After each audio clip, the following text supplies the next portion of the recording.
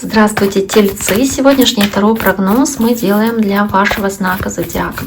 Расклад, который вы сейчас увидите, это расклад на неделю. Неделя с 25 по 31 мая. Давайте мы посмотрим, что же вас ожидает, какие вам карты выпадут сегодня и в каких комбинациях, соответственно, они выпадут на двух колодах. У нас есть первая колода основная, вторая колода дополнительная для уточнений или разъяснений, соответственно.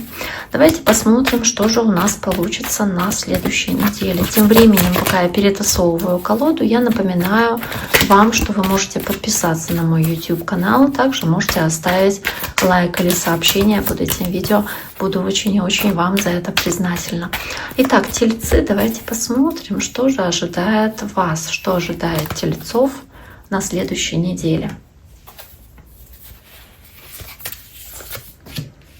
Понедельник, вторник, среда, четверг, пятница, суббота, воскресенье. Первая карта у вас карта победителя. Карта такого, знаете, человека достаточно успешного, человека, которым восхищаются другие люди. Много огня, много энтузиазма у вас здесь есть с пажом жезлов, готовности. Если нужно действовать смело и открыто. Здесь вы можете, кстати, встречаться с кем-то из огненных знаков. Это может быть какое-то общение, да, может быть даже делового плана. Да, общение с львами, стрельцами, может быть, овнами. Но в целом здесь много энтузиазма касаемо того, что вы можете что-то успешно завершить. Да? Полны энтузиазмом, чтобы что-то завершить, чтобы быть вот лидерами такими здесь. И вы проявляете свои лидерские здесь амбиции, показываете себя по полной, в лучшем свете показываете себя, соответственно, и вызываете восхищение у окружающих своими вот этими решительными поступками. Карта звезда, карта мечтаний, надежд, карта планов, карта желания реализовать то, что вас вдохновляет, на что вы нацелены, к чему вы идете. И по Верховной Жрице вы стараетесь здесь мудрыми быть в том, какие решения вы принимаете, какие шаги вы делаете, соответственно, быть терпеливыми в том, как вы идете к своей цели, то есть не торопить события. Может быть, не рассказывать всем подряд о своих планах, своих целях, да, то есть держать их при себе. Может быть, что-то в тайне держать, как не рассказывать о своих надеждах и мечтах. Но также здесь это карта духовности, звезда, и карта Верховной Жрицы, карта духовности. Это единение со своим высшим духовным началом, да, со своей интуицией, умение прислушиваться к своей интуиции, духовно расти и развиваться. Карта пятерка мечей, карта нежелание проиграть в чем-то. Сейчас, секунду. Да, простите, меня прервали немножечко. Давайте посмотрим, на чем мы остановились. Остановились мы на пятерке мечей и карте туза пентаклей. В целом, тельцы, можно говорить о том, что вы не хотите проиграть, не хотите поражения в чем-то, в каком-то вопросе, потому что пятерка мечей, она сама по себе говорит о том, что вы боитесь позора или боитесь неудачи, боитесь показаться трусом или проигравшим.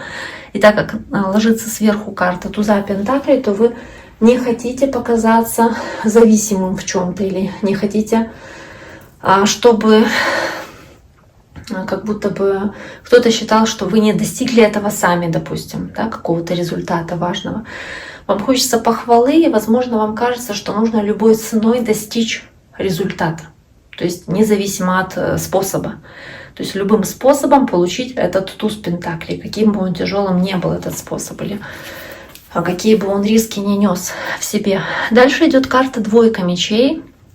Здесь она называется мир, хотя по большому двойка мечей, она показывает скорее, знаете, ваше сдерживание эмоций, сдерживание себя от принятия какого-то быстрого решения. То есть ситуация, когда вы должны будете немножечко приостановиться и по двойке мечей сначала разобраться не только с фактами перед принятием какого-то важного решения, а еще и с вашим ощущением интуитивным ситуации. Как вам подсказывает ваш здравый смысл и ваша интуиция одновременно, да? как лучше поступить, и поэтому здесь у нее завязаны глаза, чтобы она прислушивается к своему внутреннему я, к своему внутреннему голосу. И также у нее скрещены руки в защитном таком положении, то есть вы себя можете как будто оберегать или защищать от каких-то решений здесь. Вы опять-таки стараетесь не торопиться в принятии какого-то решения, и тем самым сохранять пытаетесь мир, гармонию, баланс, чтобы никто не повлиял здесь на вот это ваше чувство спокойствия. То есть сдерживаете свои эмоции, свои чувства. Здесь стараетесь быть очень стойкими в каком-то для вас вопросе. И тут же паж кубков, карта водного знака. Это раки, рыбы или скорпионы. Вы можете здесь быть достаточно стойкими в отношении или сдерживать свои эмоции в отношении водного знака. Опять-таки раки, рыбы, скорпионы. И также по пажу кубков, если какой-то шанс вам выпадает или возможность, какое-то предложение дается, вы как будто бы не торопитесь его принимать. Вы взвешиваете все за и против, стараетесь не только логичное, опять-таки интуитивное решение здесь принять. Поэтому здесь этот паж кубков есть. И также здесь может быть еще и в целом получение какой-то информации, каких-то новостей, которые к вам приходят. Ну, и они, скорее всего, позитивно на вас влияют. Я не думаю, что здесь что-то негативное есть.